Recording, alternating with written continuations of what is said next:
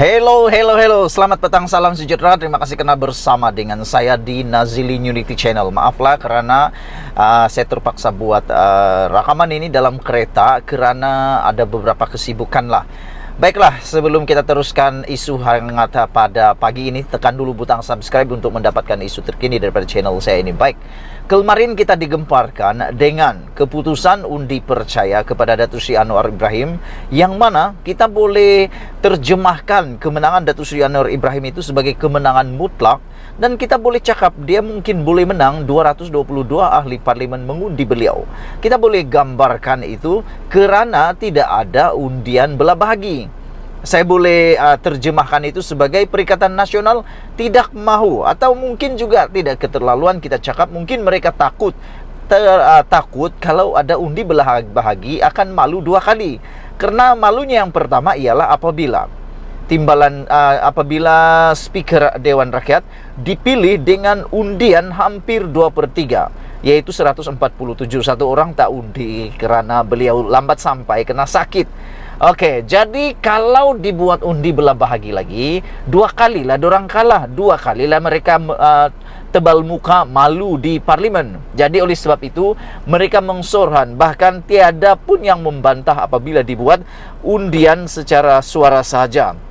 Itu sebabnya saya boleh simpulkan bahawa kemenangan Datuk Seri Anwar Ibrahim bukan sekadar 147 atau 48 tetapi 222. Mungkin memilih Datuk Seri Anwar Ibrahim sebagai Perdana Menteri, dan juga mungkin ada daripada kalangan Parti Perikatan Nasional yang mungkin menyokong Datuk Seri Anwar Ibrahim berbanding dengan Muhyiddin Yassin yang tak berani menjadi ketua pembangkang itu.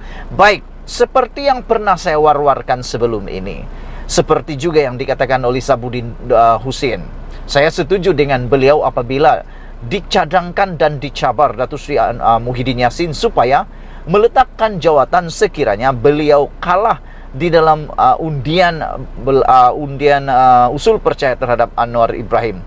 Beliau kata sebelum ini beliau mahu bukti, apa bukti Datuk Seri Anwar Ibrahim mendapat majoriti ataupun dilantik menjadi Perdana Menteri dengan majoriti mudah ataupun 1/2/3 daripada ahli parlimen. Hari ini telah dibuktikan kemarin keabsahannya luar biasa, dan seperti yang dicadang dan dicabar oleh ramai penganalisis politik dan pemerhati politik, apa kata selepas Datuk Seri Anwar Ibrahim berani merisikokan jawatan beliau yang bertahun-tahun, 24 tahun Anwar Ibrahim berusaha mati-matian nak jadi Perdana Menteri, mati-matian berjuang, bahkan pada usia beliau sudah menjengah 70 tahun barulah beliau menjadi Perdana Menteri. Beliau sanggup merisikokan segala-galanya. Beliau sanggup merisikokan jawatan tersebut. Tapi hari ini, apa kata Muhyiddin pula? Risikokan jawatan anda dengan meletakkan jawatan kerana apa yang dituntut telah terjawab dan memalukan Perikatan Nasional sendiri. Jadi apa kata kalau Muhyiddin Yassin letak jawatan saja seperti beraninya Anwar Ibrahim. Dan bermula daripada hari ini kita mahukan supaya Perikatan Nasional jangan ganggu lagi Anwar mentadbir negara kita ini sehingga 2027. Jangan ganggu, itu maknanya bukan tak kritik. Kritiklah elok-elok, kritiklah banyak-banyak, kritiklah baik-baik. Kita mahu. Saya secara pribadi sebagai pemerhati politik, saya mahu ada pembangkang, pengkritik yang kuat di parlimen. Jangan sampai pengkritik kita ini bukan pengkritik tetapi pemusnah. Jangan sampai mereka mengkritik lain, dikritik lain pula dicakap. Yang kita mau dikritik ialah usul-usul ataupun dasar-dasar yang memang tak sesuai ataupun memudaratkan negara. Jangan sampai usul yang baik pun mereka putar belit pula untuk mahu menang, untuk mahu memancing, bahkan untuk mahu memburuk-burukkan kerajaan yang telah dipimpin ini. Mana yang baik, terima. Mana yang jahat, kita sama-sama. Mana yang buruk, kita sama-sama tolak dia. Sebagai sambungan kepada perkara tersebut, saudara-saudara sekalian, Anwar Ibrahim akhirnya berjaya memenangi usul undi percaya melalui undian suara yang jelas lebih nyaring kedengaran bersetuju berbanding yang tidak setuju. Saudara-saudara sekalian, Kali terakhir kerajaan kita mempunyai sokongan 2/3 di parlimen ialah pada tahun 2004, di mana pada waktu itu Tun Abdullah Badawi ketika itu berjaya memenangi PRU 14 atau PRU 11 dengan jumlah kemenangan 198 kursi parlimen. Itu kali terakhir negara kita paling stabil di parlimen. Tapi sudah berkali-kali, termasuk pada 2008, BN mula kehilangan majoritinya melalui undi suara yang tidak dibantah kemarin.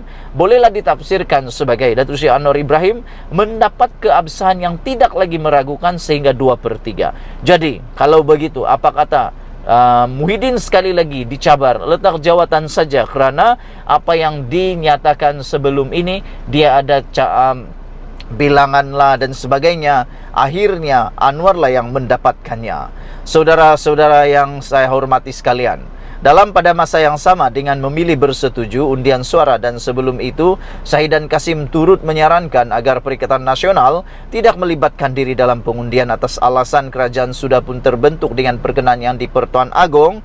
PN dengan sendirinya dapat menyelamatkan air mukanya daripada menerima malu buat kali kedua kemarin.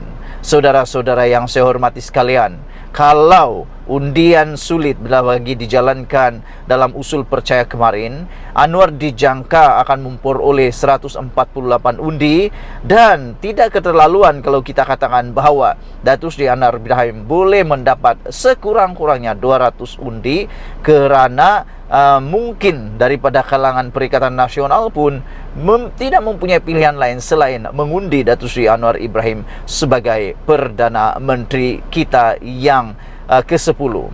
Semua ini, saudara-saudara, yang paling kita gembira ialah jika tidak, 2 kalilah jadinya Perikatan Nasional tewas dalam pengundian. Kekalahan mereka itu bukan saja telah disaksikan manusia di seluruh bumi atau di seluruh dunia, tetapi juga malaikat di langit. Wah, malaikat di langit pun melihat kekalahan itu kali kedua kalau mereka tetap menjalankan, meneruskan undi belah bahagi. Dengan sokongan dan keabsahan majoriti yang dimiliki Anwar selaku Perdana Menteri melalui usul percaya itu, kita boleh katakan Anwar Ibrahim kini berhak memimpin kerajaan perpaduan tanpa gangguan sehingga PRU 16 akan datang. Jadi Blok Pembangkang, kita nasihatkan, jangan lagi cuba-cuba mahu mempertikaikan sokongan yang dimiliki Datuk Seri Anwar Ibrahim.